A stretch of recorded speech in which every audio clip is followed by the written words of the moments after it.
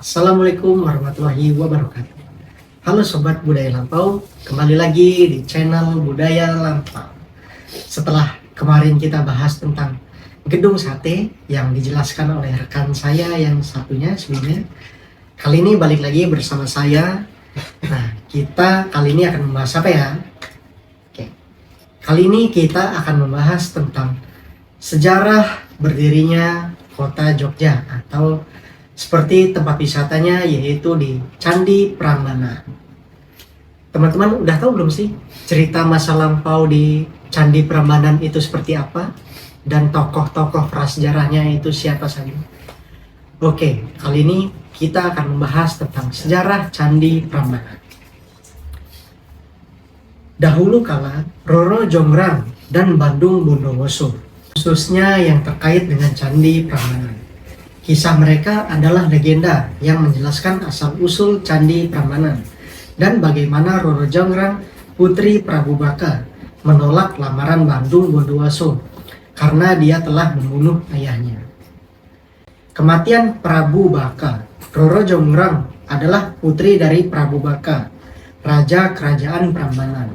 Bandung Bondowoso, seorang pangeran yang kuat, membunuh Prabu Baka dalam pertempuran. Lamaran dan penolakan. Setelah Prabu Baka meninggal, Bandung Bondowoso jatuh cinta dengan Roro Jonggrang dan melamarnya. Roro Jonggrang menolak lamaran karena dia masih sakit hati atas kematian ayahnya. Adapun syarat dari Roro Jonggrang yaitu untuk menolak lamaran. Roro Jonggrang mengajukan syarat yang mustahil. Bandung Bondowoso harus membangun 1000 candi dalam satu malam. Ini benar-benar di luar nalar manusia.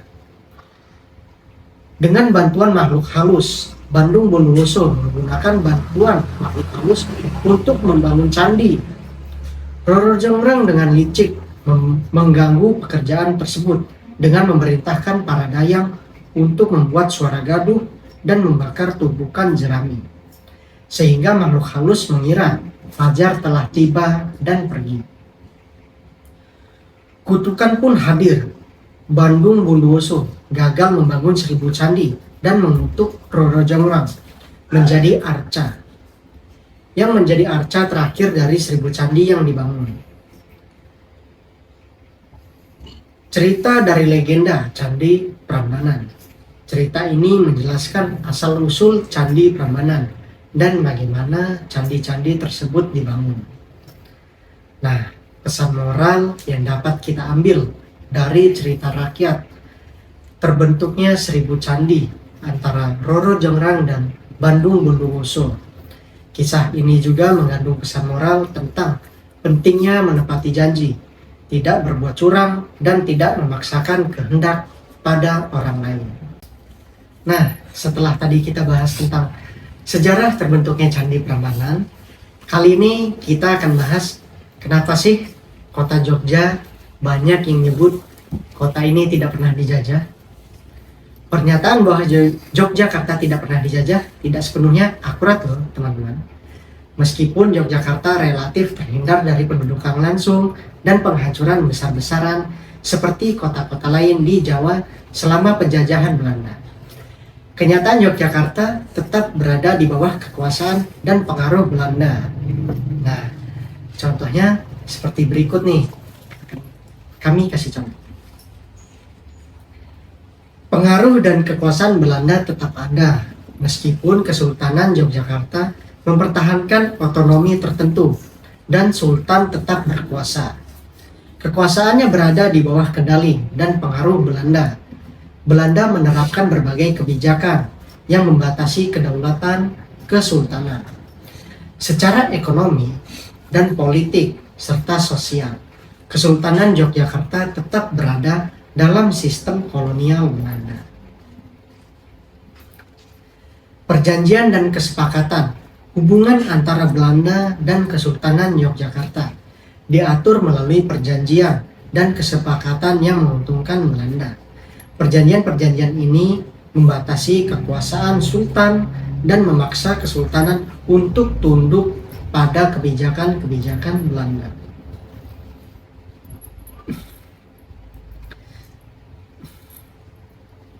Tidak ada pendudukan militer secara langsung, dalam arti penghancuran total.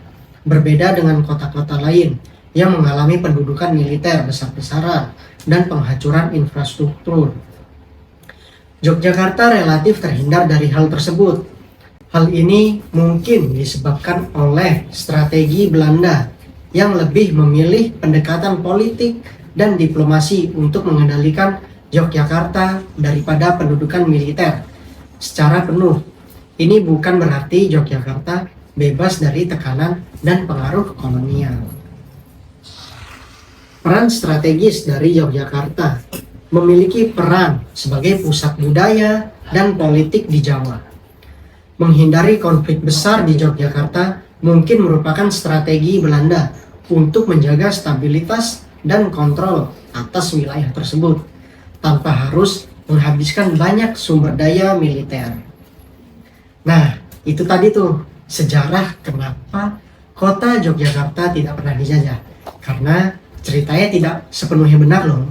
Nah, itu tadi ada beberapa poin yang mungkin dapat menjadi referensi dan pengetahuan baru untuk teman-teman tentang sejarah di kota Yogyakarta.